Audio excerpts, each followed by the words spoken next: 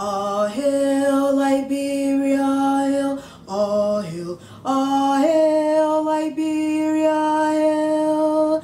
This glorious land of liberty shall long be ours.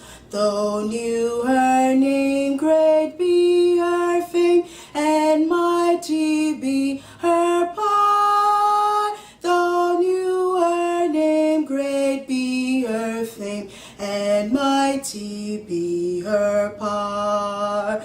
And mighty be her power, and mighty be her power.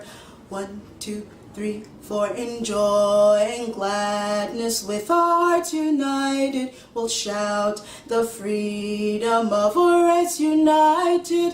Long live Liberia, happy land, this home of glory, liberty of God's command. This home of glory, liberty of God's command.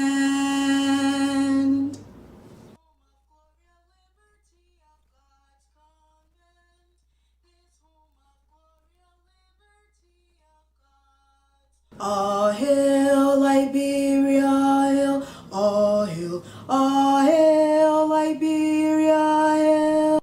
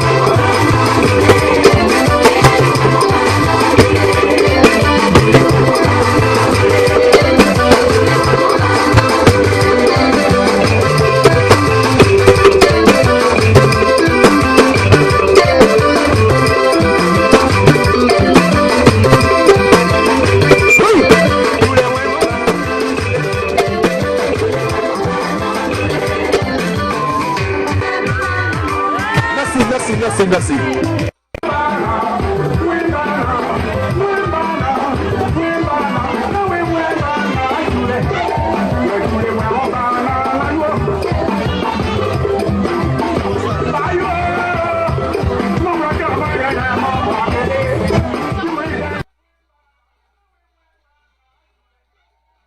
My name is Mark Harris. I'm the director of the COMPARE Primary Healthcare, which is the Centre for Obesity Management and Prevention, Research Excellence in Primary Healthcare.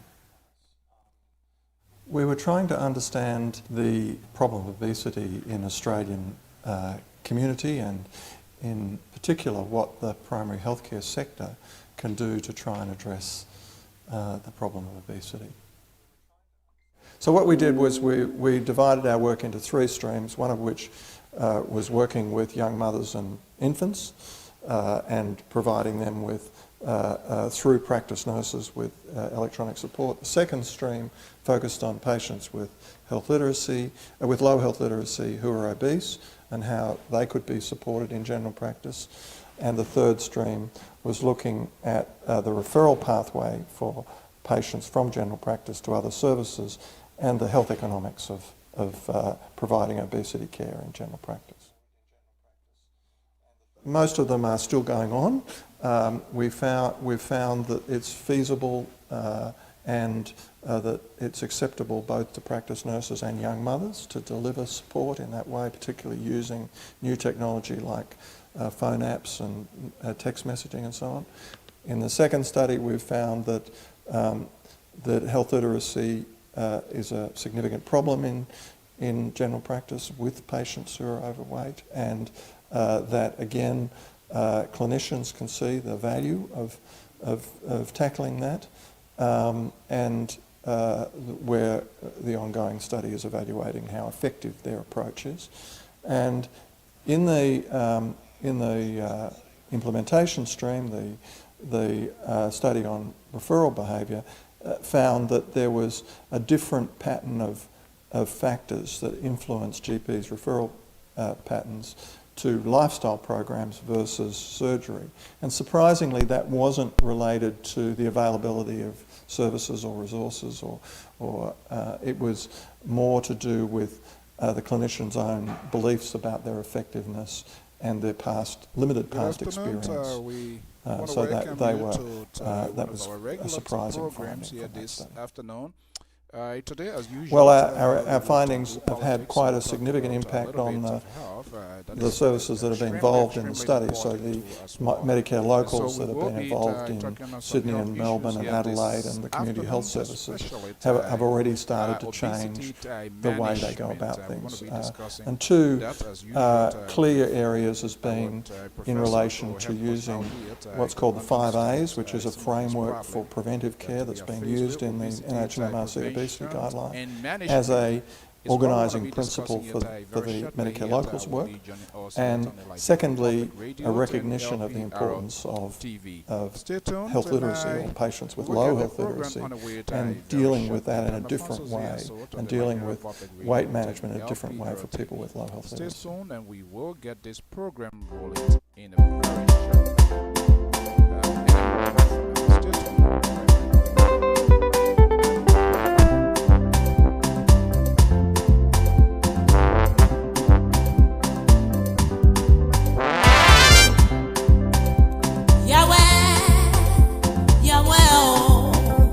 Yahweh, you are too much for me. Yahweh, Yahweh, oh, Yahweh, you are too much for me. Hey, Yahweh, oh, you are too much for me. Jehovah Elohim God, you are too much for me. Jehovah Rabboni, you are too much for me. Ancient Sunday, you are too much for me. When I was down, turn my arches to beauty, Lord. You favor me and bless me. Oh, you are too much for me. Everything about me is unique. Everywhere I go, I am favored, Lord. There's no God that I can compare to you. Oh, you are too much for me. You are too much for me. Jehovah Rabboni, you are too much for me. Ancient of days, you are more than enough. You are too much for me. You are too much for me. You are too much for me.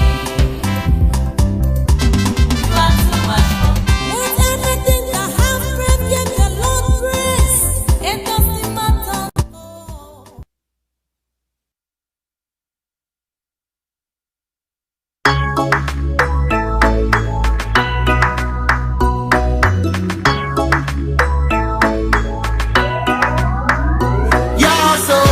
Everybody, everything's going bad.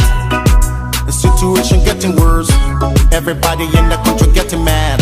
Dishonest day, poverty on the rise. The leaders them making empty promises. Promises with no damn strategies. Yeah, this is better days, money in the pockets. Oh, as a holidays only for the bosses. Yeah, this is better days, money in your pockets. Oh, as a holidays only for the bosses.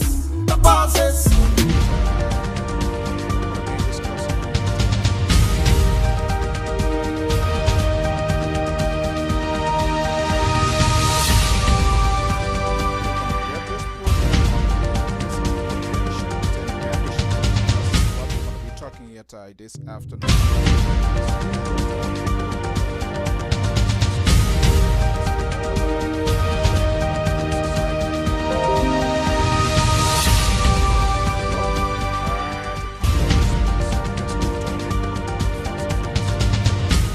Radio and LPR.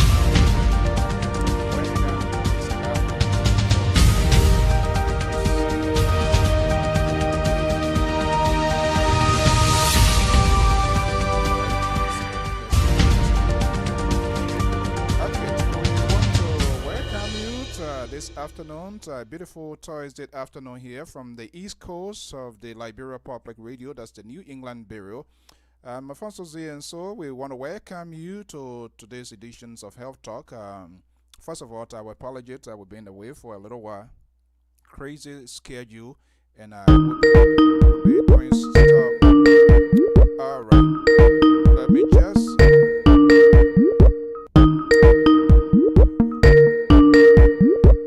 Let me see here. I believe my guest is already here. Let's see if we can get it going. Are you hearing me? Yes.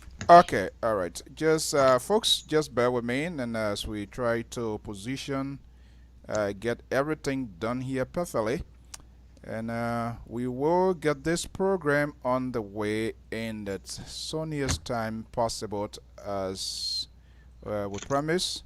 So just be with us, and we will have this here. All right, there we go.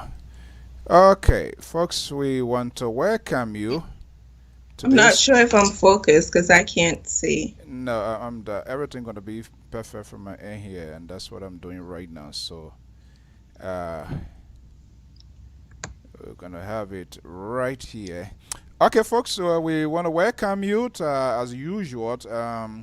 We don't just only do politics on this network. We also talk other issues that are affecting society, the world.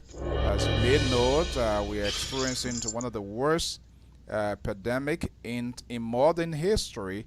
So it is important that we talk all other things that are affecting our daily life.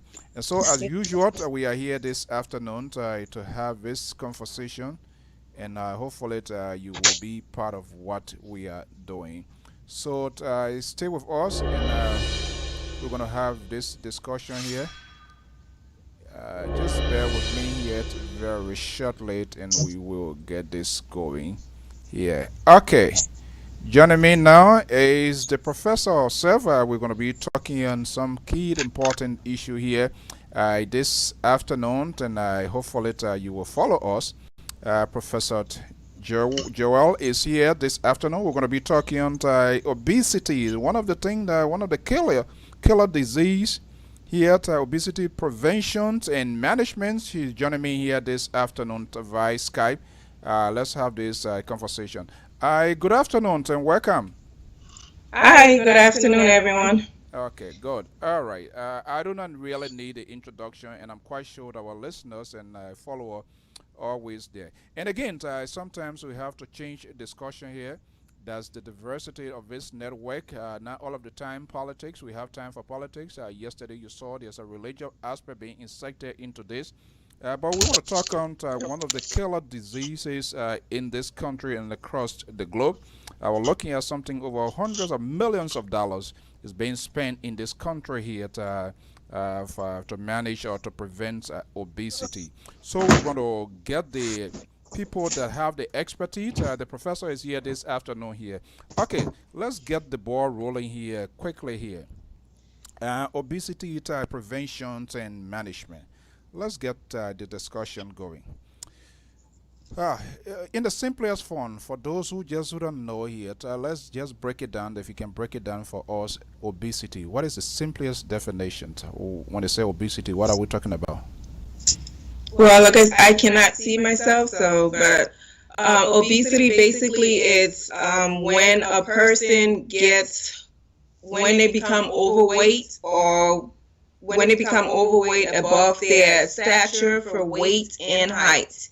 They have what we call the BMI, or the body mass index, And basically what that does is comparing a person's height and the weight, and it have to be within a certain range. And if they go over that range, they will be classified as having obesity, either mild obesity, borderline, and all of those classifications are within the range.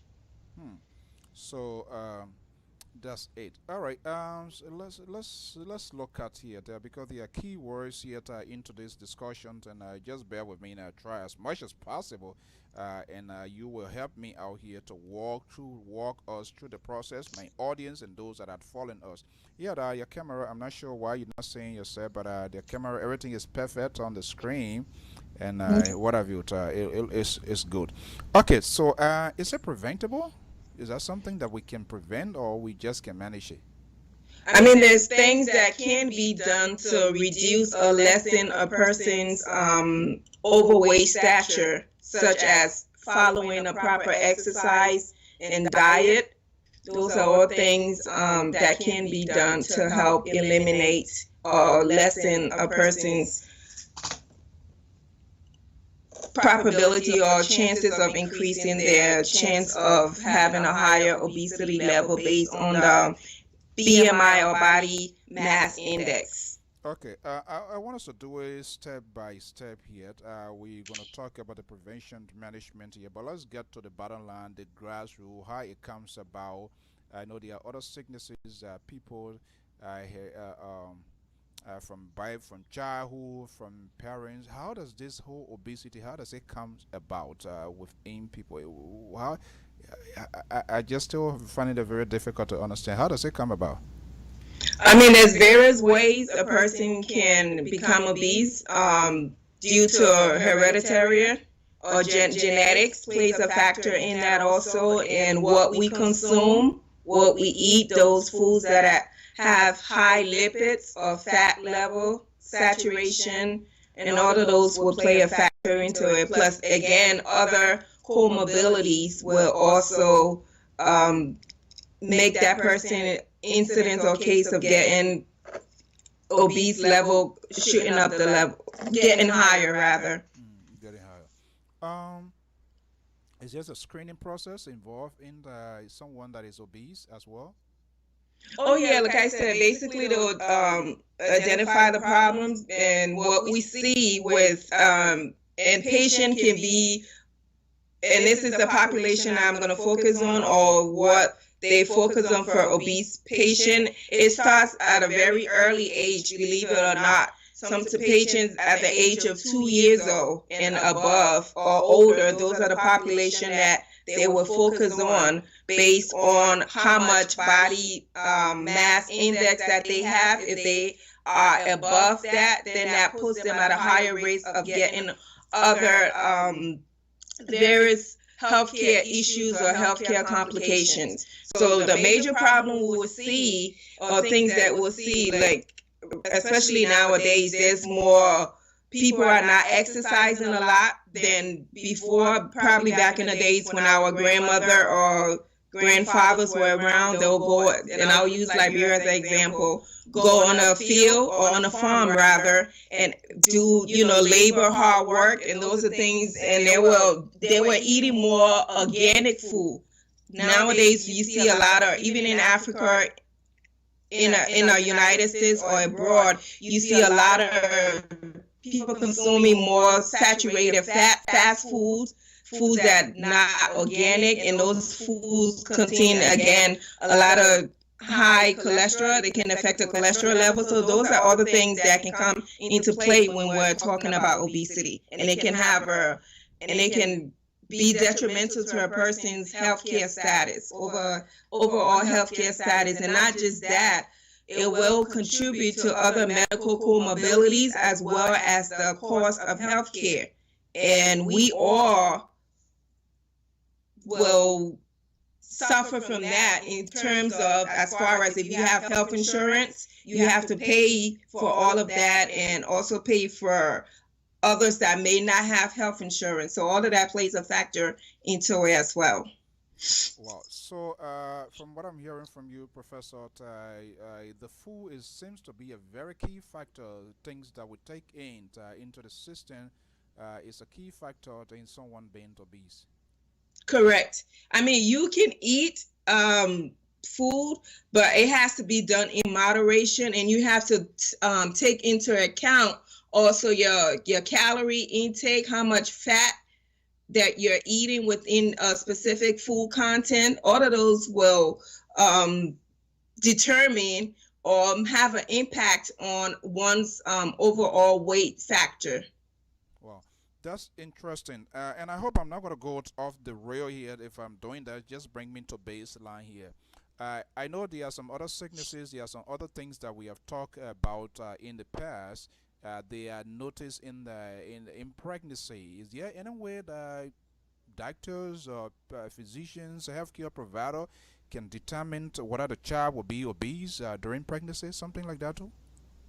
Sometimes, I mean, they can determine if the child is growing way above the growth level. Again, they will base that on the mother's gestational age of the or the baby's gestational age, and also the main contributing factors that can hamper a child's overall growth or fetus will be determined on the mother's overall health status as well. That can have a major impact on a fetus, on a unborn a fetus as well. Let's say, for example, if a mom has diabetes, and that in terms, a baby may end up, a majority of the time will end up with what we call gestational diabetes, and it can affect them. And you see babies that are born with gestational diabetes, they have a higher weight. They come up born, sometimes they're like 12, 15 pounds,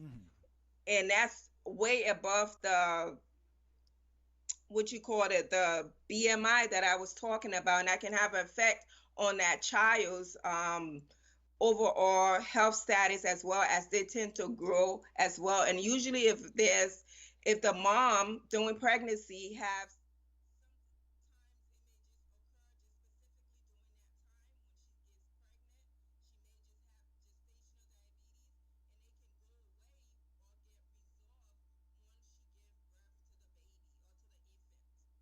Wow.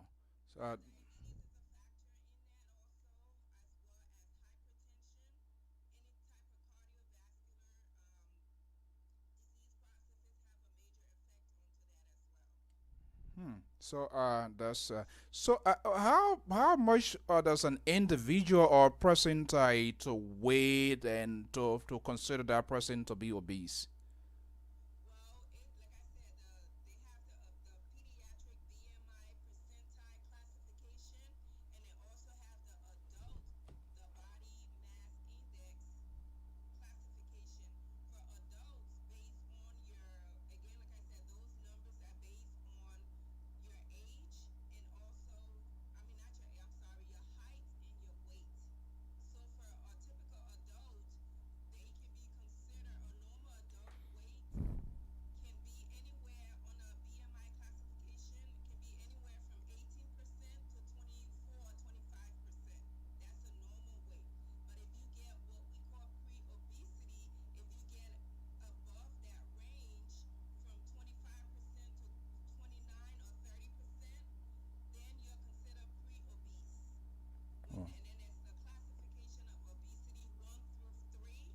Mm-hmm.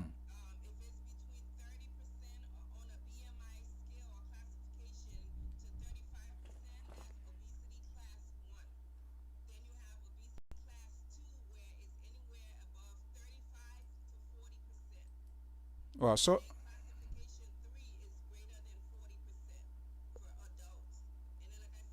little children, they have a much smaller body surface area than adult. So that percentage might be a little bit skewed or higher. It may appear to be higher with the pediatric patient. So for an underweight pediatric patient, if they're within on a BMI scale classification, if they're within the 5 percentile, so you would see when you take your a child for a well baby visit, pediatrician will probably say, okay, your baby is within a 85 to 94 percentile of their weight, and that's where it's considered pre-obesity, and then for a pediatric patient, for obesity level is on that percentile would be anything greater than 95%, but the normal pediatric BMI will be between anywhere from 5 to 84% on a percentile. Then they're within that normal range. But like I say, if you get higher, pre-obesity for pediatric patient will be again from 85% to 94%, and anything greater than 95%, they will be classified as obese. Wow. So at that point in time, there's there's a recommendation from the provider, healthcare provider, as what the obese patient will do, or what? Oh yeah, they would put them on dietary restrictions. Like I said, sometimes depending also, again, you have to remember that obesity coincides with various other comorbidities, such again as the high glucose level or hypoglycemia, and also with hypertension or high blood pressure, as well as any of those other cardiovascular disease. So sometimes they may do a variety of therapeutic interventions, which can entail anywhere from medications to help lower the person. Let's say if they have a high cholesterol level, they can do that with medication, exercise, just various things. They'll end up doing annual or a physical exam. First, you want to start off with the person history. You want to get enough background information about that person, be able to get to analyze their overall health status and a condition. And not based just on that. Like I said, when we're treating a patient, regardless of any type of disease or symptoms that they come with or present with in a clinical setting, you have to start with a physical, first you start with the interview. You get all your data, collect all your data, put that together, ask the patient questions, go from there, doing various testing to also determine what would be specific or unique therapeutic intervention for that patient, because what may work for me may not necessarily work for you. So it has to be curtailed specifically to that patient, because every patient is unique on their own, within their own self, and the body system varies from individuals to individuals. So you got to make sure that when you're providing therapeutic prevention or management for your patient, it has to be specific and unique for that patient in order for your patient to have results. And also, again, your patient has to be compliant with those various recommendations or health teaching that you do.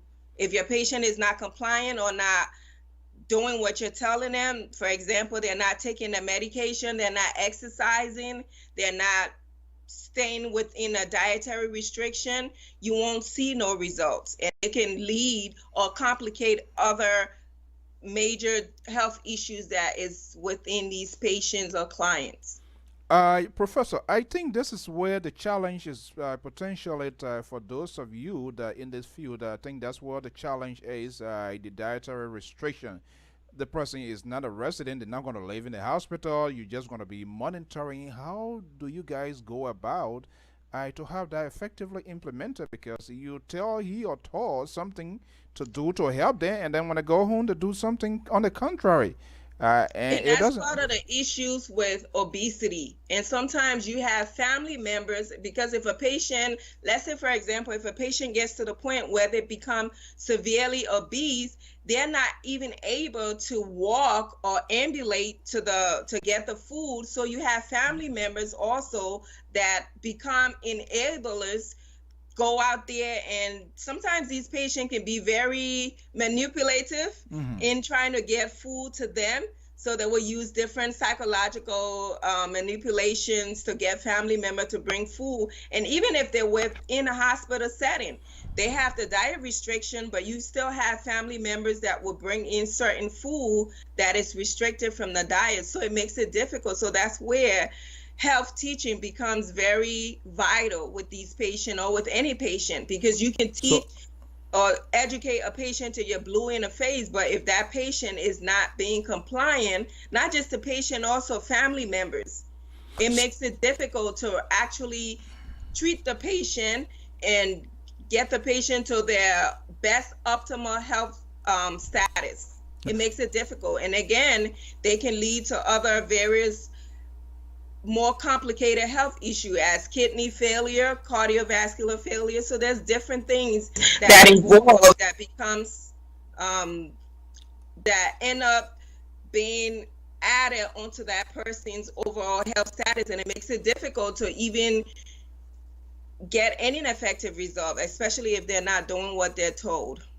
So, in that process, because I see where the challenge is actually going to be, because especially when the patient is not like in the hospital where the providers or healthcare practitioners are going to be monitoring, they're giving in what the patient is taking in, but when the patient is on, can it reach a time where the family directly can get involved in some sort of a I don't want to know. I'm not sure whether that's a great word, counseling, or to be involved within the patient. Say the child or the mother or the wife or husband, can they get involved also to create that sort of education in making sure that their family members are in compliance?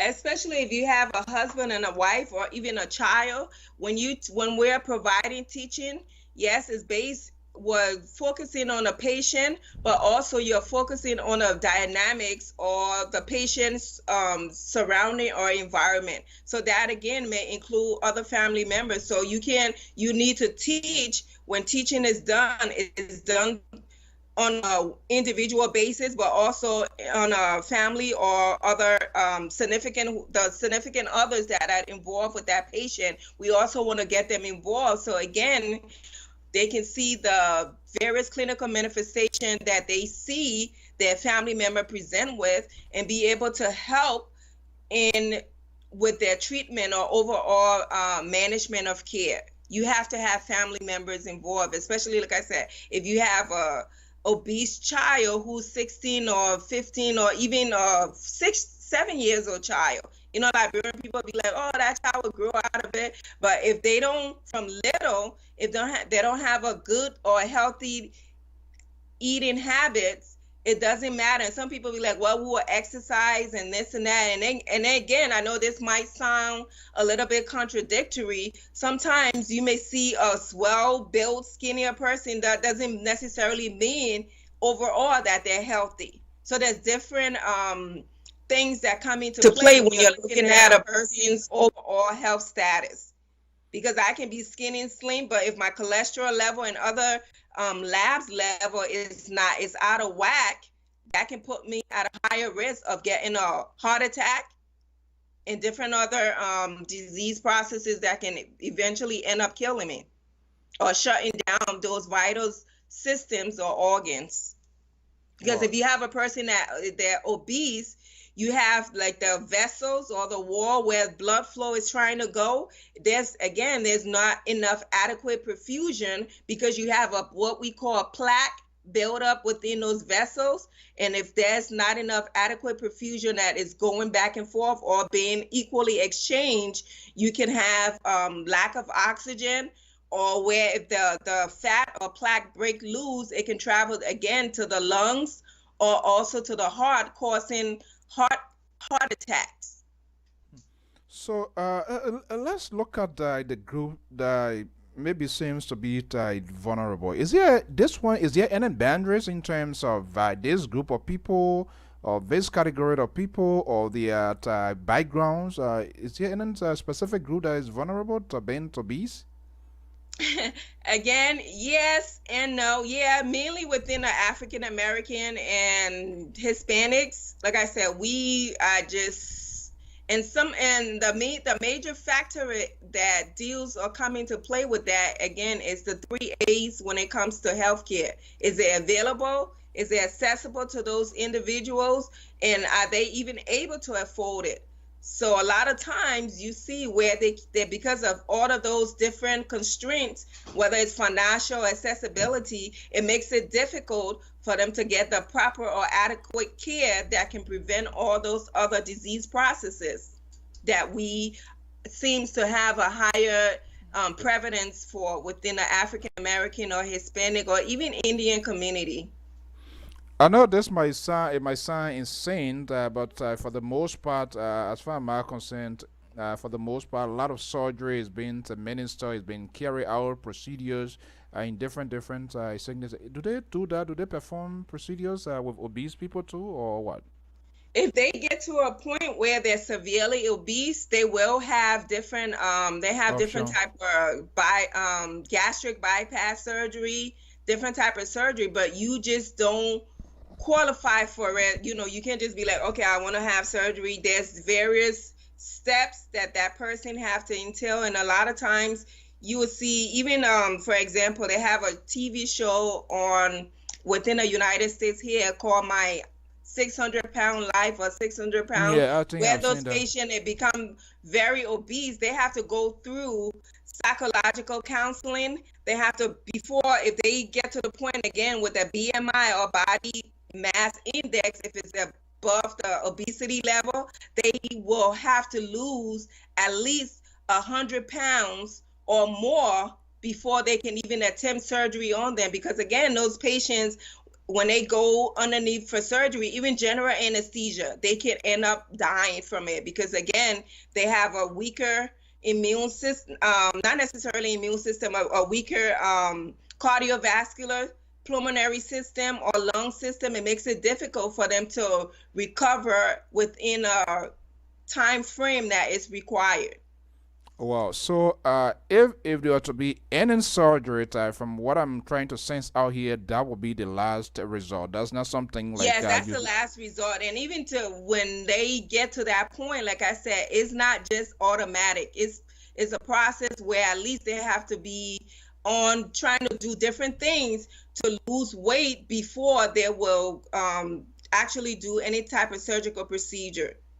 They'll Wow. have them exercising again, because again, the goal is to have them lose weight so that way it makes their overall system capable or manageable when they go to have those various surgical procedure, because again, they're at a higher risk for recovery.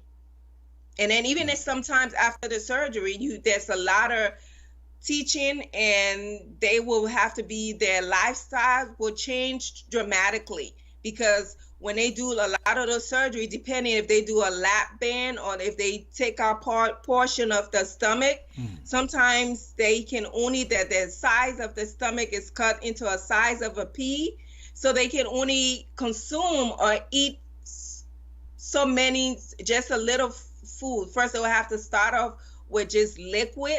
Sometimes they will just drink about 30 cc's, a little itty bitty cup. They have to start reducing, because that's, like I said, that is a major drastic surgery that they go through. So their body has to get adjusted neurologically, GI wise, and everything, because all of those work together. So Wow. have to get readjusted to their new stomach size or the procedure that they have. So a lot of times, and they thinking that, okay, I won't, because I have this surgery, I will not gain this X amount of weight, but they end up gaining so much weight. And a lot of times with those gastric bypass surgery, where they use a little ring on there to kind of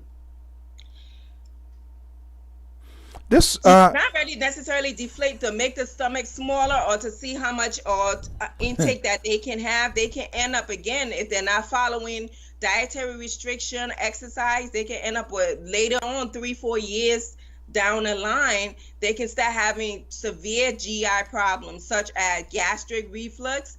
Things that they eat, it can naturally just regurgitate or come back up within the GI tract and come through their mouth. And they have a lot of acid reflux issues as well as GI problems. So a lot of times those patients would end up what I would necessarily call coming back in the revolving door of the healthcare system, because they're coming back to treat probably the onset problems that they initially have, plus other problems that have occurred because they were not properly following their regimen, the healthcare regimen. well, so to me, this seems to be a very difficult thing to manage. Do they give pills for that? No. I mean, you have people selling diet pills. That's like I said, a lot of things come into factor. You can't just, there's no magical pills, or even with the surgery, you can see people will still, after their GI or bypass surgery or whatever different surgical procedure that they may have to lose weight, they end up gaining a lot of weight because a lot come into play is what we eat or put into our body, and are we exercising to burn those calories and also help with those various vital organs to have them perfusing or working properly and in a functional level for overall health status. Wow. What is the death rate in terms of people that are obese when they reach a certain point here? Is there any specific time, maybe age, why, for with their lifespan, something like that too? Like I said, it depends. A lot of those things depends if they have other healthcare conditions. Yeah, complication. Like you can even see now, even with the COVID that we have here, you know, different things come into play. You know, at first they were saying that COVID wasn't, there was a conspiracy theory or whatever that it doesn't affect Black people, but end up being that blacks are dying at a rapid rate, right? More than, so you know, those things just, I don't even like to talk about it because and again, it's lack of education, and at times too within the African or Black American population, we don't necessarily take things seriously. Yeah. Or we don't look at things at a, you know, overall, we just, you know, we tend to laugh or things, or if I die, I die, or this and that. But you still feel to realize, like I said, with obesity, it can be a hereditary or genetic thing. So you may have it, if you have kids, they can have it too. So those are things that we need to teach within a population to help alleviate all those various comorbidities that we see that is correlated to obesity.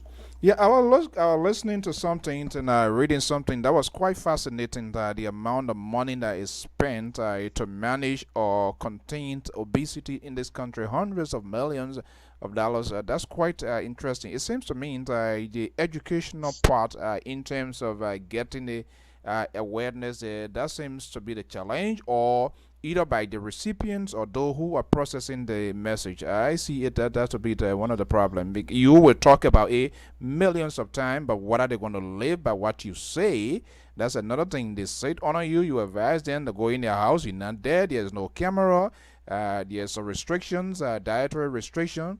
And they're like, oh, you know what? Let the professor or let the doctor wait. I gotta eat. I need to do this. Well, I mean, but at the same time, they're also killing themselves slowly. You can do that, and the person that ends up being affected is you. But also, obesity, like you said, it has a impact not just on that patient, but on society as a whole, because it can cause a ripple effect as far as financial effect, like I stated earlier, on other people that may not necessarily be obese or have any health issues. We will end up paying some other way within within a healthcare or health insurance status.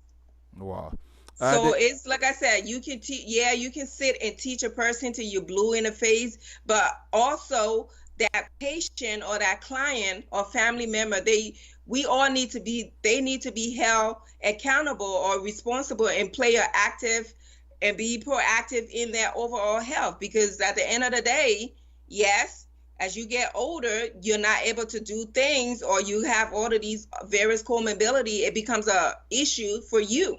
And you become a burden, not just for yourself, but also to family, to society. To society, because then if you can't do for yourself, and you become a liability on society, and that also put stress on.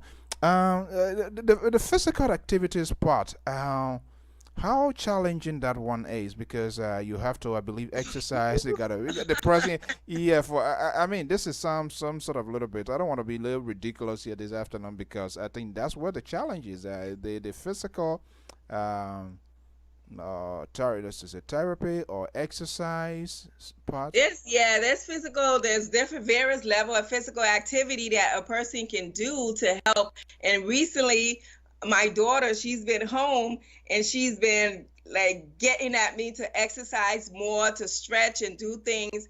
And it's grueling, it's gruesome. But the more you do it, your body becomes adaptable to it.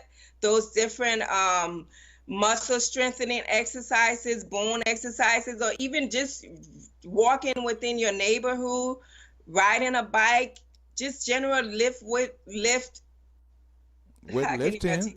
weightlifting, those things that can help you also as well. But you know, especially if you haven't exercised or done anything in a long time, you want to start at a more comfortable pace or comfortable level. So again, you don't overexert yourself and cause muscle damage or even bone issues, because again, like I said, you want to take things and do it in moderation. The same as food or any exercise, you want to start at a comfortable level, and the more you get to do it, again, like I said, your body or your muscles, they recognize that, and they can have a more your strength or endurance for the exercise can become more prolonged or longer. You can find yourself walking maybe 2 hours. When you first started, you could only do 15 or 30 minutes. So again, it's just having your body get accustomed to those various things that we're doing in order to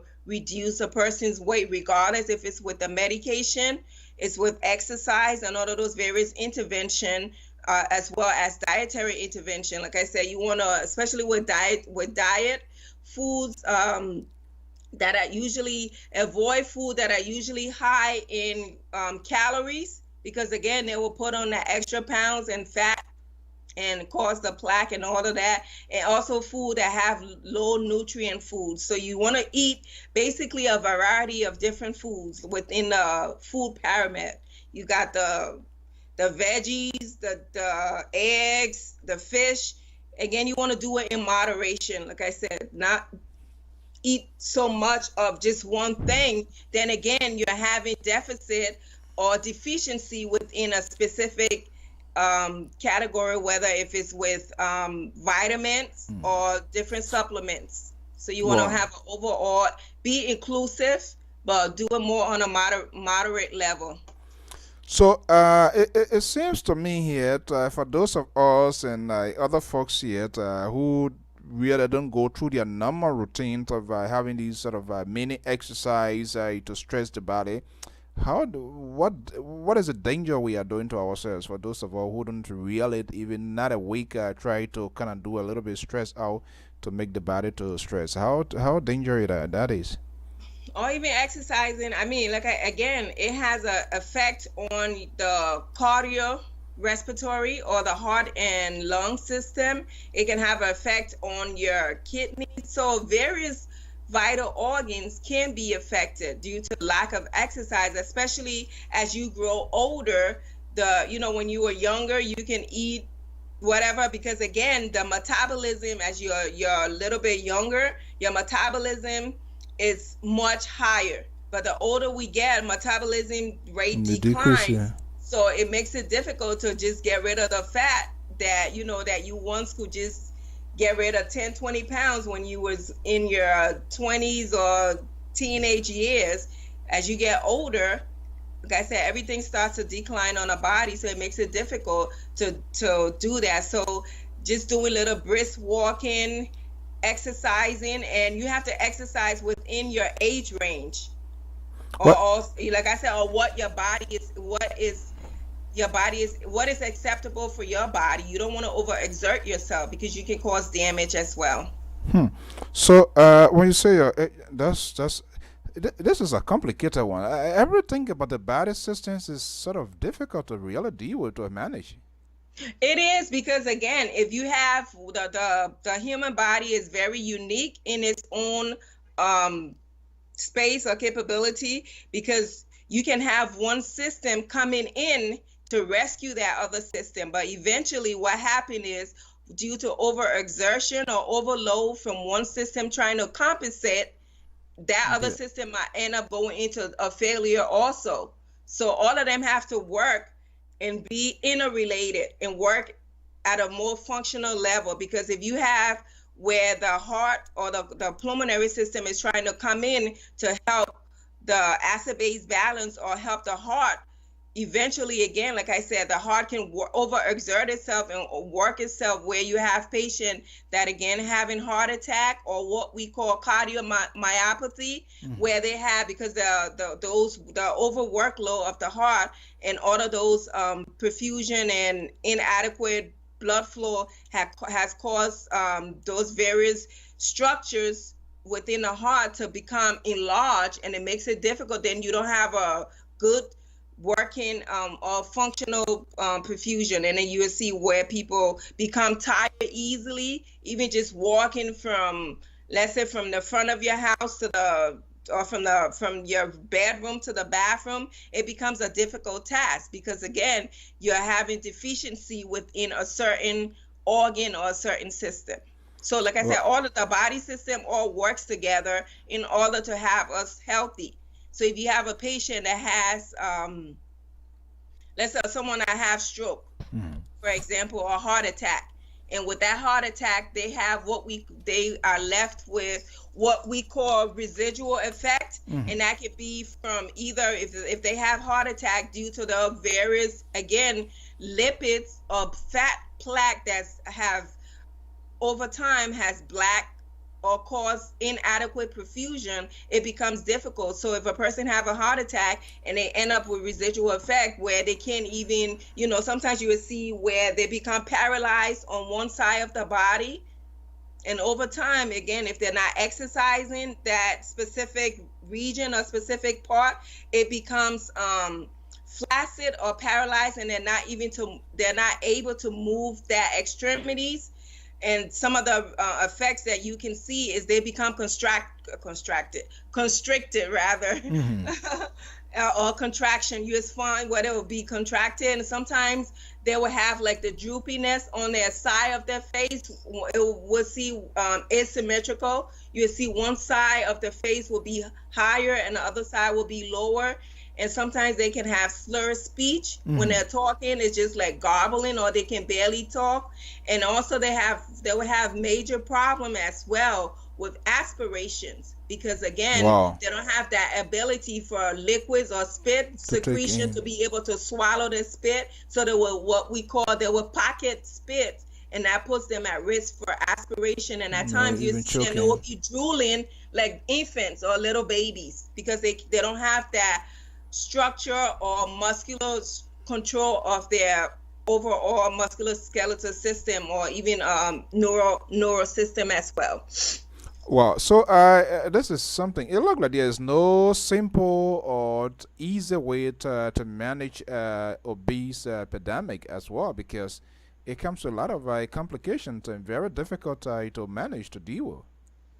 I mean, it is, but if a person is, serious about their overall health status, they can, like I said, they may not function again at where they used to be before. But what the overall goal is for that patient with any disease process is to make sure that we bring them to their best optimal care, what they can do best within their disease process.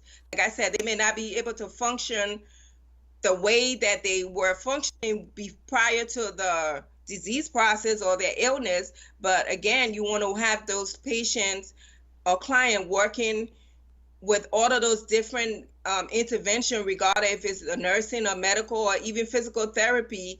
All of those different interventions have to be, I guess, intact or to work together in order for that, again, patient to have their best optimal care prior to their illness. So a lot of things go into play with it. A lot of things come into play with it. You have to be, like I said, because when we're treating patients, we're treating them on a holistic level. Right. Mentally, psychologically. It's not just about, what they're eating. A lot of things come into play, especially with those disease processes, because a lot of times those overall disease with obesity can lead to more chronic complication or chronic disease process. As I stated, the hypertension, the cardiovascular. So over time, if they're not being treated properly or being compliant, it can be detrimental to that patient's overall health and cause even more complications than when they initially went into the process. All right, I see my own uncle here also providing take care tonight. If you have questions, no, I'm talking about Mr. Boa here. Emmanuel Boa is based in Norway and making a contribution to online here. From what I'm saying, he said pump tire and push up is also a good. Oh, those are so yeah. Those, like I said, even jumping rope. You can jump rope. You can do squats. You can do lunges. Those are things that my daughter has been having me do, and lately I've been so sore and coming from work and doing all of those. She's into the physical exercise. Her body is built more of an athlete because she plays soccer. So she plays soccer, so she has that endurance. And I be telling her, I'm getting a little old, so you need to slow down, girl. Uncle Boat, he reminds me here that I remember back home those days, that's one of the biggest things we used to see it maybe as a corporate or as a punishment, but again, on the other side, it helps to stimulate to build your body up because, in fact, they will tell you to pump tire and then you will hold your 2 ears all like this. Oh, and bringing then it down. I used to do that. I was bad growing up. My mom used to do. So we used to do that. So I mean, but this is the body system is such a one that it's complicated. It's real complicated. So we have to be, like I said, very meticulous about our health care, our overall health status rather, and put more into yourself. Sometimes we devote times to doing other things and we don't devote time to ourselves, our own physical health, and more especially mental health, especially within the African community. When you talk about mental health, they'll be, oh, that's only for white people, man, only for American people, man, this and that. But they fail to realize we are all humans. And yes, everybody deal with stress, illnesses and different things at a different individual level. But again, those are things that we need to be educating the population about, because we're not immune to it. Just because we're you African, you strong, man, don't let it. But look and see, we're dying from these same disease processes because of lack of knowledge or lack of education. When someone just walk in and die, that could be they have a heart attack. People say, oh, they wish them. So those are just things that we need to consider and, educate, starting from a very early age, educate the young in reference to good health, good mental status, and also even good financial status. Africans, parents, they don't do that. You see the American or the Caucasian, they start teaching or educating their younger ones in reference, and I'm not saying not all of them do it too also, so let me just put that out there, but they're more at an advanced level than we are, than the African are. We don't teach our children about, how to be able to manage our financial health, our overall mental or psychological health. Those are things that comes into play because, again, the human body is very complex and it deals with various complexity as well as those various system and organs that we have to deal with. So you need to start educating at a very earlier age, so that way as your child grows up, they have that basic foundation. Right. And that's what I try to do with my daughter. She don't necessarily listen to it or do it right all the time, but I try to let her know what's going on in reference to, as far as her exercising wise or her physical health and stuff, she's good on that. She's better on that than I am. Like I said, you see her, she got a more physique body, the muscles tune, the calves, all of those, and she's able to do more exercise. Her flexibility, again, youth, it's good for her side. But again, that doesn't mean just because she's younger, so she's gonna be, her overall health status is gonna be great than compared to a 44-year-old like me, or a 56 or a 60-year-old, because the age doesn't, you know what I'm saying? You can have somebody who's 21 and they're not in a mental, physically, they're not over that, the health status is just, is not even there. And you can have a 53-year-old or a 70-year-old who is at the what we call at the prime of the crop with their mental health. So age and stuff, it's just based on that person's individuality and how much activity and with the proactive, how that person is more engaged in their overall health status to be at a great place in a health status. Wow. So for some of us here with this age now, 50 and plus, and take on the heavy boat of fufu, the next thing you throw rice over it, and then you just put yourself in something that's it's like we are harming ourselves unknowingly. And part of that, like you rightfully said, Professor, most of us within the black, not everybody, this sort of a blame game. People don't even see it. They don't. The whole people responsible of something that happens, something that they should have, to prevent it. We don't. And then we say, well, okay, because of this person, that person, or because of this situation here. So overall, it's better to prevent this than to even manage it, because managing is a challenging one.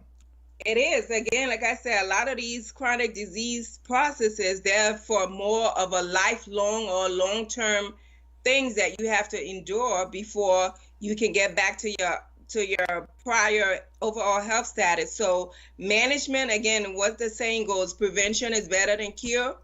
You have to be able to get those blood vessels flowing, all those blood flow and everything flowing properly, and those various system working adequately in order to be free, or not necessarily free, because again, the older you get, sometimes again with hereditary and genetics and other factors will reduce or lessen your overall health status. But the more active and more things you do to better your health, your life expectancy can go up as well. Because if you're just sitting eating, especially with where everybody's been on lockdown, eating with Corona, people been eating more and not, moving around more than we do. And then again, within a society that we live in, we're more sedentary. We're not moving around like how, again, our forefathers or parents were doing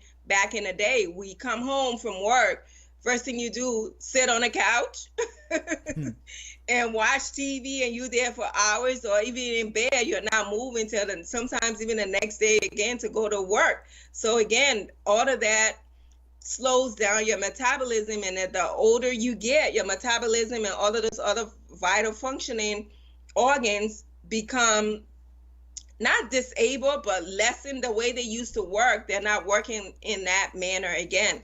So we can all do that. And again, like I said, sometimes again, with a lot of those various comorbidities that you have or individual may have, they end up being placed on the therapeutic medications or things that they've been put on the UC patient, again, because again, they will have the heart issues, the lungs problem, kidney failure, this and that. So they're taking various over 10, 13 pills.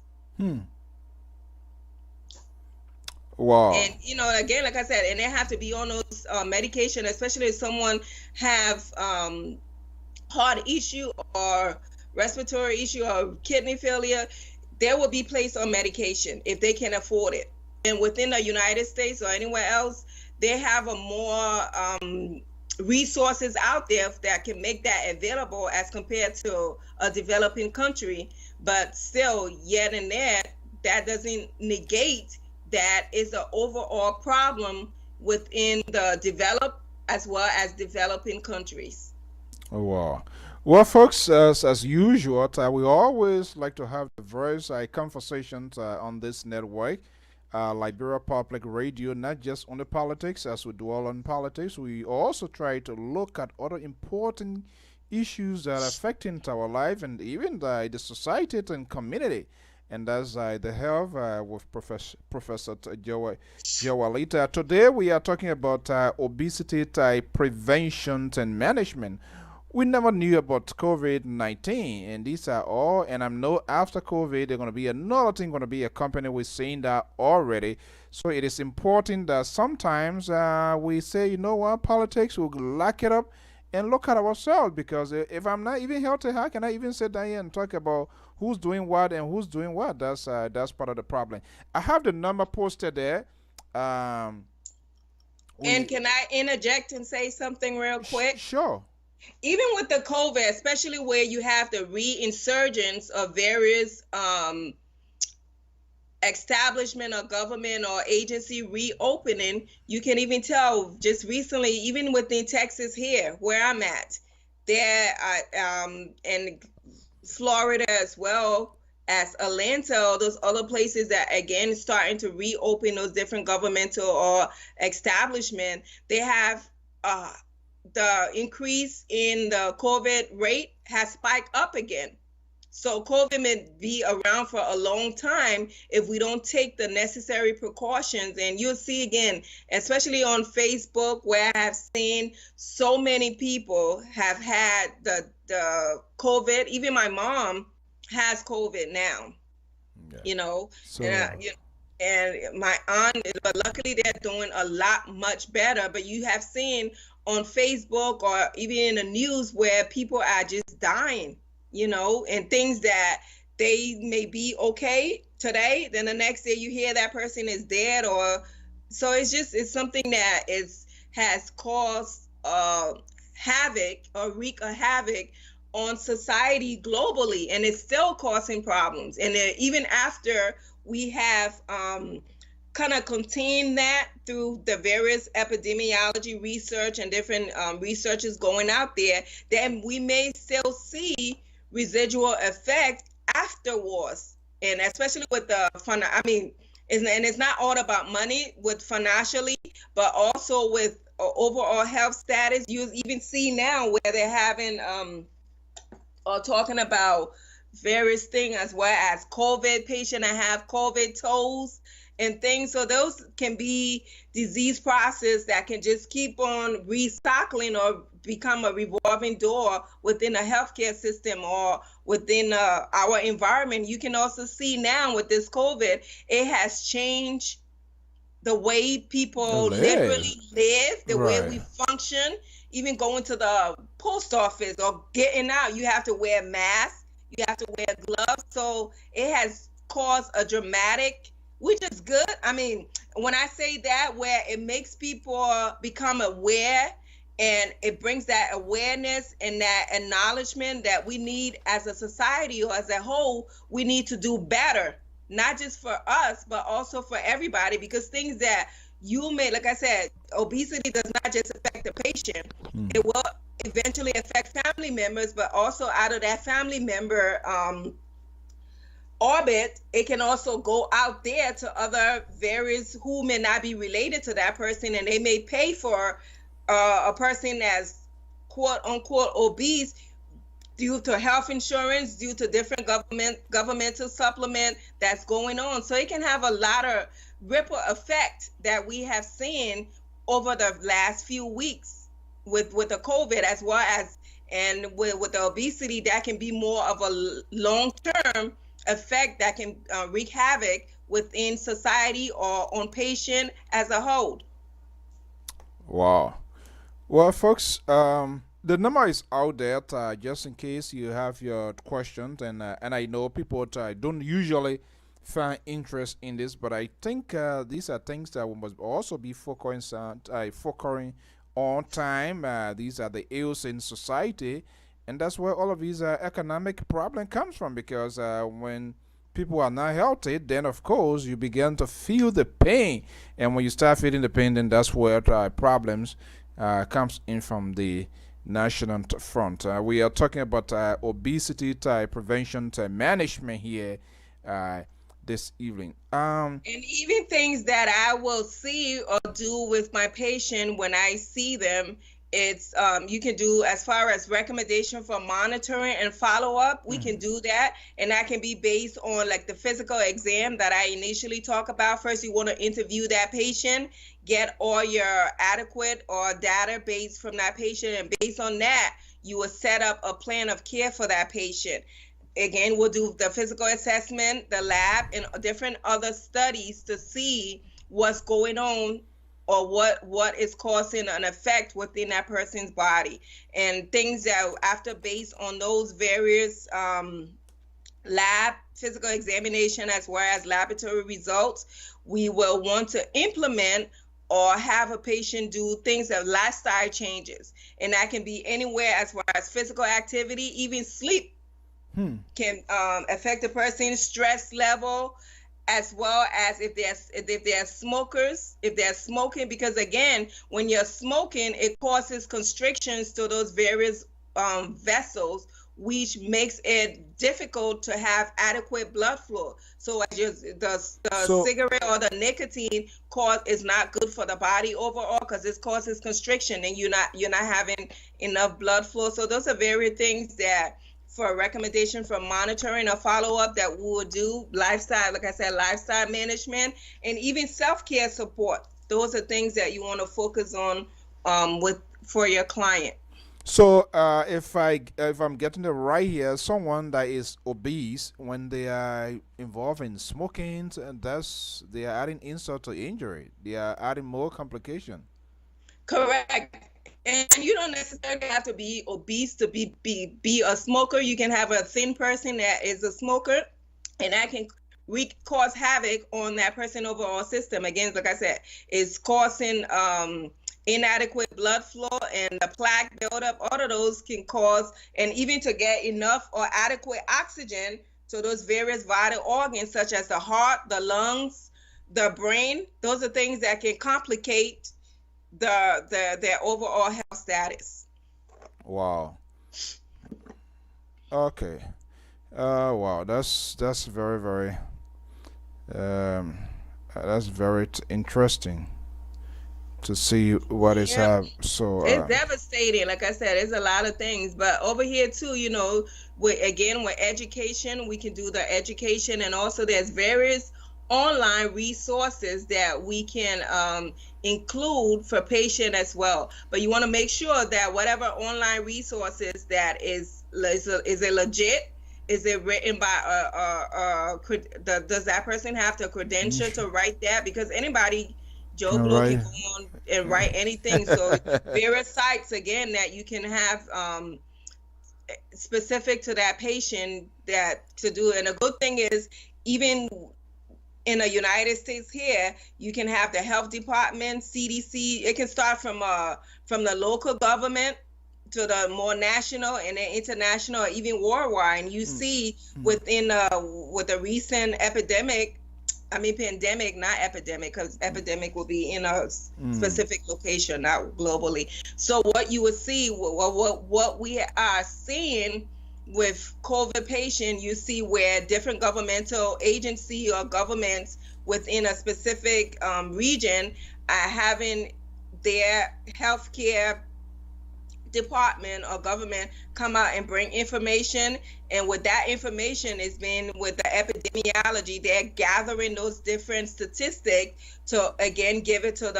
CDC or to the WHO, the World Health Organization, and various organizations, and that's how again we're able to track or have a somewhat effective track of those who have COVID. But again, you don't even know if you have it or you were exposed to it and once had it, because not everybody has been tested for it. So it makes to get an actual true count, it makes it difficult. But again, we're doing what we can do based on the compilation of what we're compiling, those various statistics, and trying to keep it together to give the population or the world with the death rates and increase in incidents and all of that. So wow, this is more of you have to have a lot of liaison, um, different transitional, different things, different governmental agencies. It has to be, and not necessarily all the time it's smooth within a system or it works adequately. And you can see even the great United States, China, France, Italy, Africa, they're all struggling, to be able to contain this pandemic that's going on, to prevent their constituent or people within their The region from regions. dying. So, we can just do a brush through here. Strategies to contain or prevent obesity. Any specific strategies? Again, like I said, things that we can do, and you have to be based on the population. And when I say population, if you are going to focus on just children or adults and adolescents, there's different. The way you will treat an adolescent patient or a pediatric patient will be different from the way you would treat an adult patient. Even if you have two adult patients, the way you would provide therapeutic treatment for those two adult patients will be different. Because again, you have all these, they are unique in their own way. So if you're providing treatment for them, it has to be unique and specific to that patient. So things that you can do, again, things, making sure that they're eating properly, exercising, and eating. When I say eating properly, on a moderate thing, you don't want to get a whole bigger pot of food. It's not like, oh, I think my boy is out of here from out of the studio because I just took a heavy giant size fufu and all of that, and then you finish, you ask something. I don't want to So call other folks names. exactly. So, So even with the weight loss, again, things that you can do. So those are all things that checking the person's lab results, as well as you doing psychological assessment, also considering those various other studies that will do, for example, maybe X-ray, MRI. So different, like I said, but mainly trying to make sure what the person's intake versus outtake is at their equilibrium, or is at a balanced level. yeah, okay. They're not getting too much of one thing that can cause an issue or become problematic for that patient. Yeah. So, but I'm quite sure it's on the local levels, there are some sort of a support system by to help people or refer individuals or obese individuals to places. What are some of the common? I know it will be vary from state to state, but what are some common places just to give our audience a sense of what we are talking and how they can get help to other people? What are common places? If I were in rural area, which sort of institution that I can go to can refer preferably to get something information on to bees management with the state? Is there Like different, again, you can start at a different? different state level, the health department within your state, and also there's various organizations. So for example, if a person is obese, they may have an organization that, specifically curtail for those person or people with that. But then also, again, you have to look at those other comorbidities. They may be suffering from diabetes, from heart issues, from different things, so they can be referred to the American Heart Association is another organization.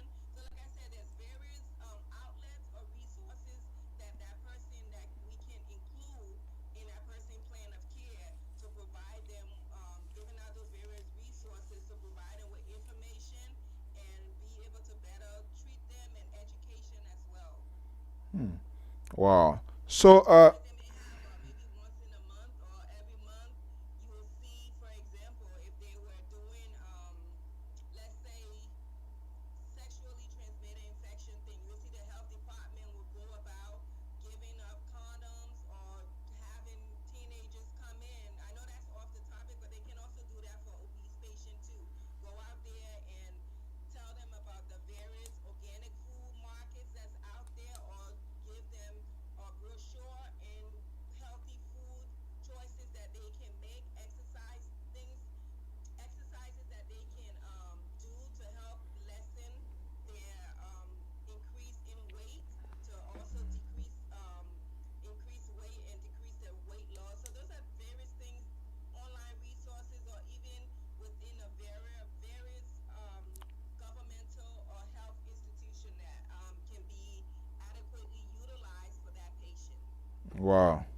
Okay.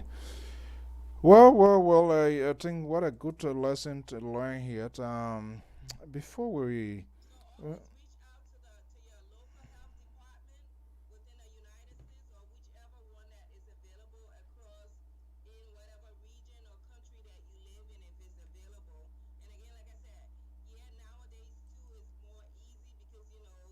access to various educational program or educational outlets such as the World Health Organization, CDC, local health department.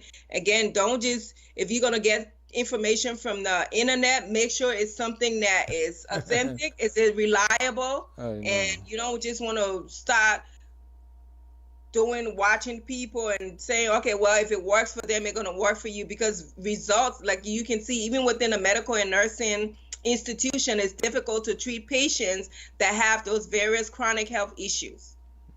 What, folks? And then don't just take any diet pills or anything, because sometimes they can lead to more drastic effect on your body than something. You always want to consult your primary healthcare provider before you take any of those various things that's out on the market. And do your research. Make sure you do your research and get the adequate information and look at the effects that it may cause on your overall organs and system. And because I take it works for me. So, just tell this person, oh, man, I took this thing here, it was fine with me. It can work for you. That's not that's not the case. And we within the African community were good for doing that. Just because somebody, you may have high blood pressure and your sister or your brother or cousin have it, then you start giving them your medication. You don't know what that person has if they have an allergic reaction to that medication. Will that medication work for them in an effective way or effective level? So those are all things you want to consider before you start taking anybody else prescription medication, especially when you're dealing with those chronic systems, because again, your organs or system is not working at a more adequate level. So taking something that wasn't necessarily prescribed for you can cause more damage than it can be helpful. That's dangerous. Or can be more harmful rather than helpful. So you got to take all of that into consideration. And again, if you don't have the resources or things to do, you can go to various resources, different organization, and they can make that possible. Social workers and healthcare providers can make that possible in order for you to get your regimen or follow the regimen that you may need in order to try to resolve your overall health issues that you may have.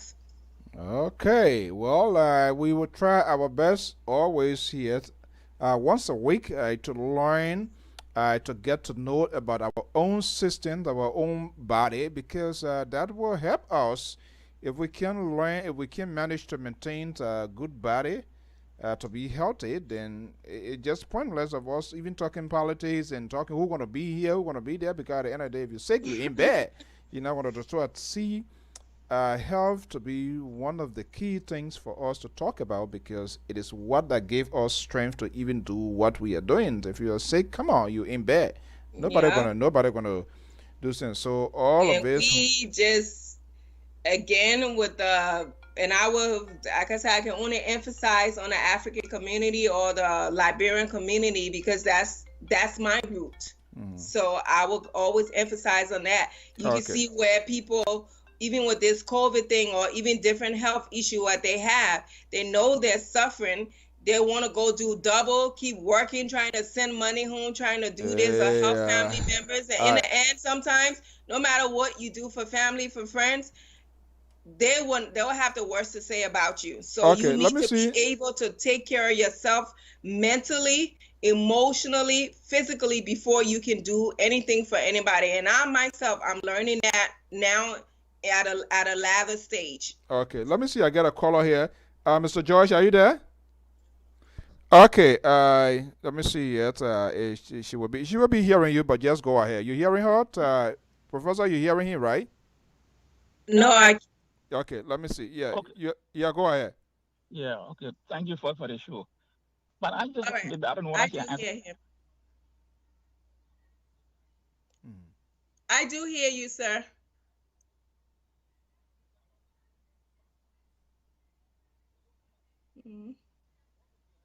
Hello?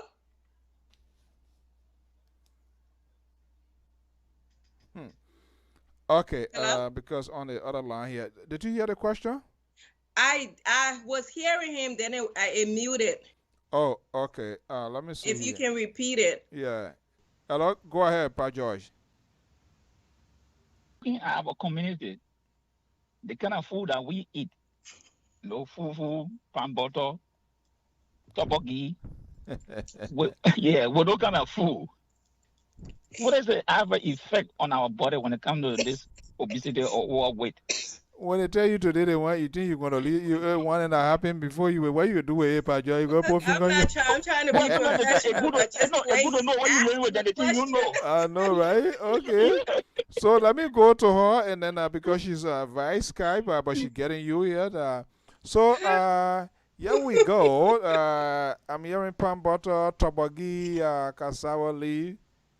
Is it good or bad for our health? It's good. I mean, because those things have good nutritional health. But again, you got to look at if you look at even the palm oil within the culture or with historically have beneficial effect. But too much of anything, like I said, you can eat in moderation. Those food are not bad for you. Even fast food, give or take. You know, not everybody likes fast food, but you have to eat those in moderation. You can't keep eating it every day and eating a whole pot full of it. That's gonna. You can't. Okay, so Pa George, it right there. So I too, think you it's need to be really able good, to but the exercise manner again. what makes it bad, just how we eat it. If we eat it until we put finger in our nose or whatever, now then of course, and then you're like killing yourself unknowingly.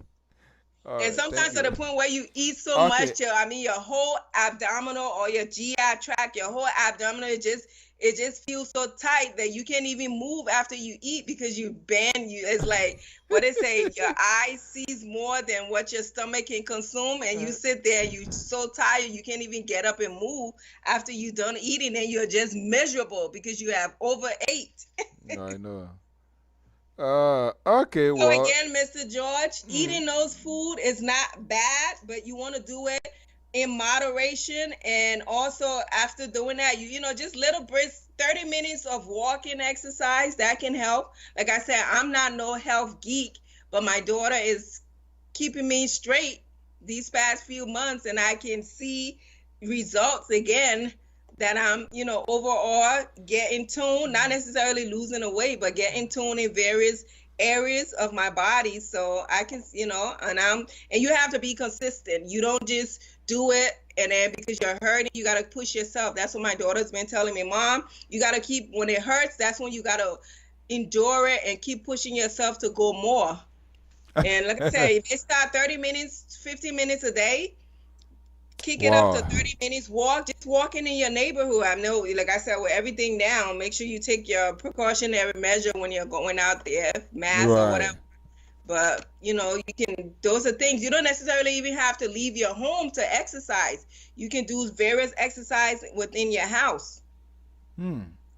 Like I said, the squats, the lunges, the other guy said pumping tire. Those were punishment things that we did from back then too. When you're doing all of that, that would help with your cardiovascular, pump up all that blood through your system and get your heart pumping. And the more your heart rate increase, that can help you with your overall.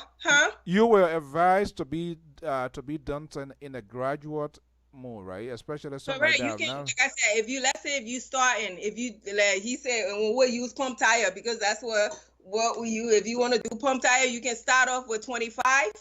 Then maybe the next day you increase it to 35 or 30 or whichever. If you start from 10 or 5, you know, you keep increasing or doing it in incremental increments or steps or phases. So that way, then maybe you could be able to do 100 or 50 in that whole repetition or set when you're exercising.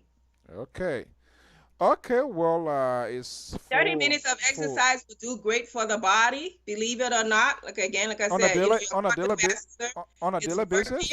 And yeah, will do a lot. Even let's say you have a person that smokes cigarettes for the past 50 years.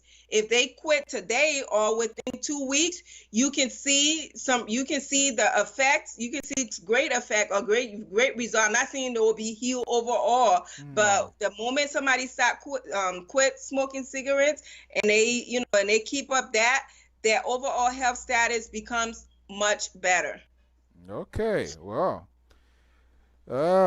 What a good one for all of us. Some of us who don't. Gotta tell my buddies, they don't do it. So all of us. So I think it's a good thing we take these heavy, giant-sized bowl and just finish and just bowl, but I only got tea in here. Well, my boy here. When I show you on screen here, people here will say, "No, you're not helping the problem." They will holla. Yeah. Like I saw my man, one of my men, cup of tea. Like, is this a draw bucket or go get water from the well or what? But then he told me, but hey, tea is good. I mean, if you're not putting over amount of sugar in there, you can use, and things like I said, you can even do honey. Honey is good for the body. It will dissolve or digest naturally in the body. So those are things that you can use. Or again, whatever you're doing, make sure you do it in moderation. Don't overdo it or eat too much and whatever. And exercise, moving around, getting that blood flow circulating through your body. That will help. So different things you can do within your house. Okay. Even if you have a stairs, you can walk up and down the stairs for at least 5-10 minutes in your house, or like I said, do lunges. There's different things you can do. You don't necessarily need to go to the gym to see those results, but the thing that in order to see any type of results, you got to be consistent with whether if it's your dietary regimen, exercise, or even medication. You got to be consistent and do it on a daily basis, or maybe once a week, 3 times a week, 4 times, whatever that is comfortable or that your body can endure. You want to do that you'll be able to see results. Oh, okay. If you're tired, don't give up. Keep pushing yourself, and you will see results. And that's what I'm trying to do. I'm trying to lose some weight, not necessarily lose weight, but tone my body up, so that way I can get I know summertime is not going to be what it used to be, but I'll still get my summer girl body back. Okay, well, yeah, I think it's important that we have this sort of conversation because it helps us to do what we need to know. All right, we have catch up with time here this evening, okay. and I know we're going to be having this yet moving forward. This crazy COVID, even though it has not gone away, but we will. Go ahead. I'm sorry. Go ahead. Go ahead. I'm sorry.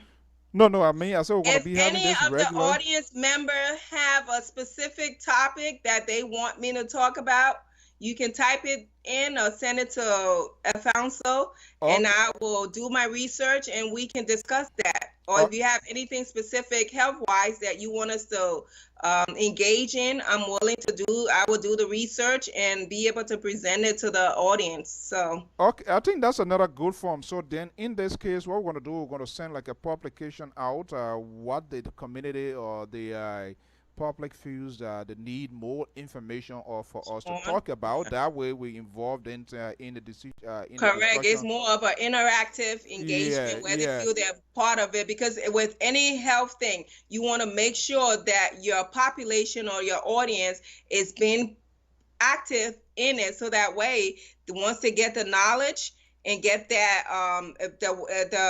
you make that thing of you build up your awareness and you decimate or provide the knowledge for the audience. It makes it so that way they can be able to digest and understand the information and be able to make healthy decisions for themselves. Right. And I think thank you for bringing that. I think that's a good one because I know there are some things, and sometimes people want to talk about it, but maybe if they look at the topic under discussion, they feel it is restricted. If I go say this, what going to be the reactions of the people? So sometimes we just throw it out there, and hopefully that people will get back within the right time frame to also give you the opportunity to go and do your own research. Adequate research, because I will have the knowledge of it, but I still want to make sure when I present and I'm presenting it, that they're able to comprehend the knowledge that I'm saying. I'm not using a lot of medical jargon or nursing jargon. I want to present it. I said sometimes too, even I It's got a little difficult. bit of critique from, I don't know if it was my daughter or someone that was like, you talk too much American, we can understand you. So sometimes you see me going back and forth, I will flip it in my Liberian English for you. If possible, in a crown dialect, if you can, which way would be I do all, but I'm one. there you go. You see how my crown messed up? And the funny thing is, I gave my grandma, my late grandma, better with me, her soul rest in peace, because she didn't know English. So, like I said, when I came here, I was like, what, 12, 13? But I can still butch up my crown language now. You remember her? Do you remember her? Oh. Who? Grandma? Mm-hmm. Yes. What? Okay. Well, I remember, and this is off topic. When she came to America, she no ounce of English, but my grandma loved to answer telephone. So my friends then would call. Especially I had a Jamaican friend.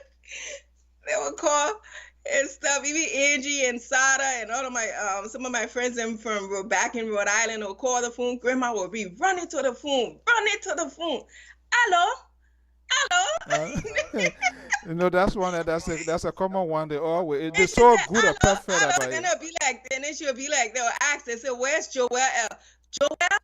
Joel not here. Joel go suku. And you drop the phone and gone.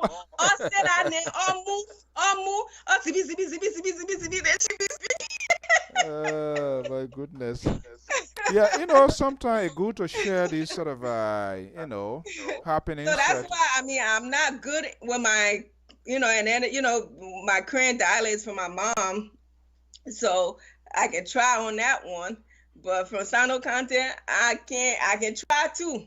I'm getting good. Sometimes I talk to my dad, but at least my crying is watered down. Like, what's his name? Nelson Gay on Facebook. He can say that you can call me 50% crown woman. I say I don't care. You can whatever percent you can.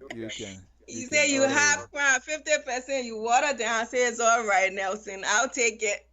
Okay. But I would like to tell the audience, thank you very much for participating. And again, if you have any questions, I may not see it, but he can read it to you, or he can, if you have if you feel free to call in and ask questions. If I know it, I'll give you the best answers and provide that information out there to you. Again, my name is Jewel Weller. I am a nursing instructor. I teach at Temple College. I'm also an ICU nurse. I work in the ER. I work with pediatric patients and also go and do home health. And I'm working, have a client base with my clinic as well. So feel free to ask me any questions or anything that you may not necessarily wanted to ask. Why we were doing this show. If you have a question, you can inbox it to him or me, and I will be gladly able to answer you to the best of my ability or knowledge. Yeah, I appreciate each and every one. Y'all have a blessed day. Yeah, I don't know whether there's a guy from China and there was some other thing. I don't know whether he ever sent the question because he did. I think you're talking about David. Is it David Sloop? Yeah, we communicate. He needed some information, some research information about the Liberian something, but I sent him some stuff. The thing that made it difficult is because a lot of times you don't have writers within Liberia, so it makes it difficult to get those research information or things out there. But I did get him some information, and every now and then he will check in on me, and I'll check in on him. Okay, that's I think he's from David's from China too, where the regional coronavirus started. But hope you're okay and everybody, and I will talk to you. I think he's a nice guy. He even checked with me. I can see the professor the few days first say, you see the thing that from your one who I know when you or one who China here get also this position I was scheduled here, but we are back. We here. All right, thank you so much for being here with us again. We're going to be getting back on course regularly That's Professor Gerald. Thank you so much for being here with us.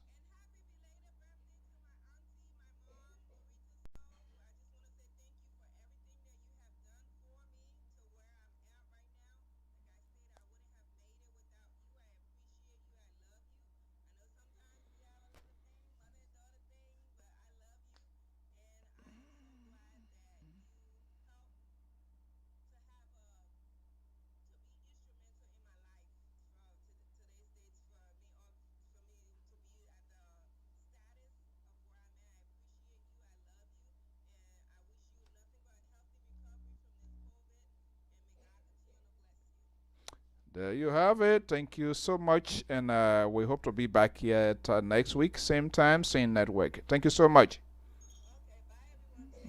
Yeah. All right, well, folks, there you have it. That's Professor Joel. Very young when she came here. That was what, 1986? Yeah, I remember, 1986. The good thing, she kept focus and doing pretty well during her doctorate degree now. So I know, and this is where I think the government needs to tap into her own people, and there are people that are willing to help, because I remember trying to rally some friends for them to go, but sometimes you call people back there to connect them with people, and they just, for some reason, I don't know. Hopefully, we will get to that point, because they are really, really talented. I want to welcome my President Timur Collins and my own chief, Minister Kai Jero Wule, the first guy that make me to enter government salary to get how to know how the salary of the government of the Republic of Liberia looks like. I was able to cash my own check. Can you imagine? Yeah, it's a very decent and strong people. And like I said, there are a lot of people out here in different fields, in different uh, disciplines that can be a good asset to the government. Only if we can open up, and not just on the government, we in the society ourselves can open up as well, and begin to have really genuine conversations about the future of our country. We will disagree, we will agree, but it requires a roundtable conference where people ideas, people will take time to incorporate, to take people idea, and just do not look at maybe the headings of what's going to be discussed or say, oh, this is a nonsense. I don't have time for this. This does not. It doesn't matter what we are doing.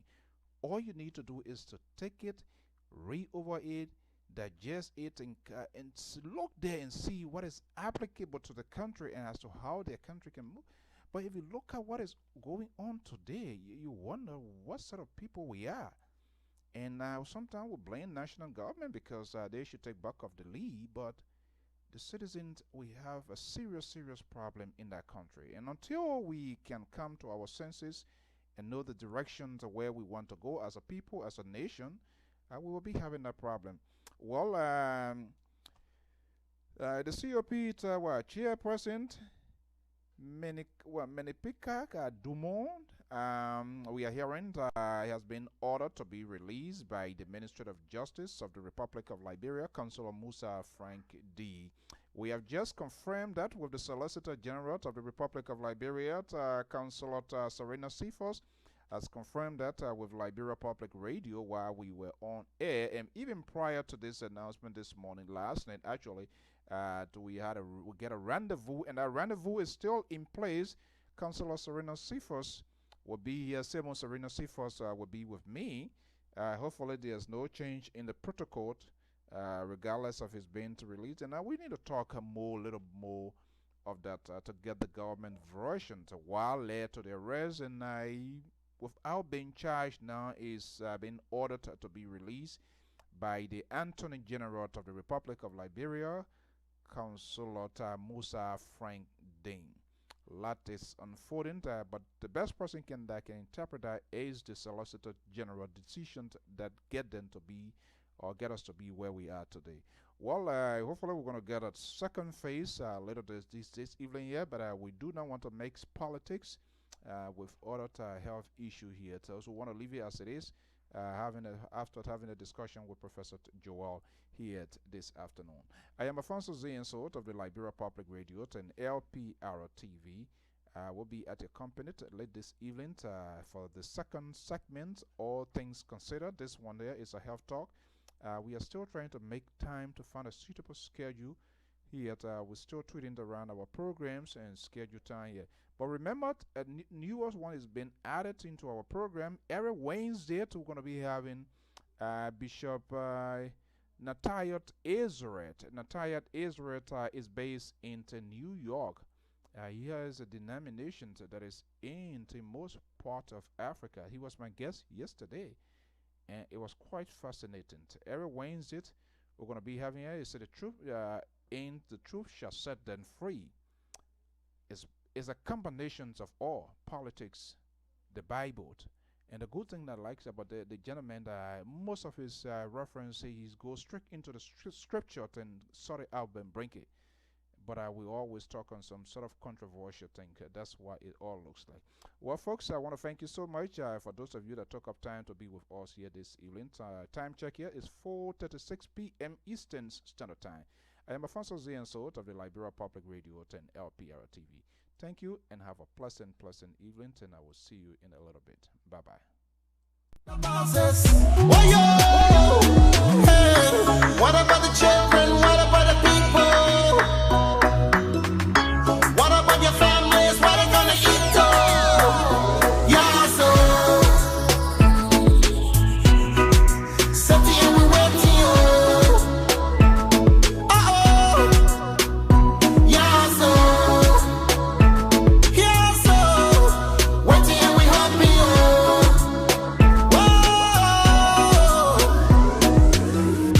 They don't really care about you.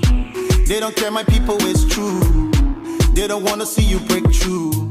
The whole country's getting confused. Corruption, no questions. The country going in the wrong direction. Leaders, I bet.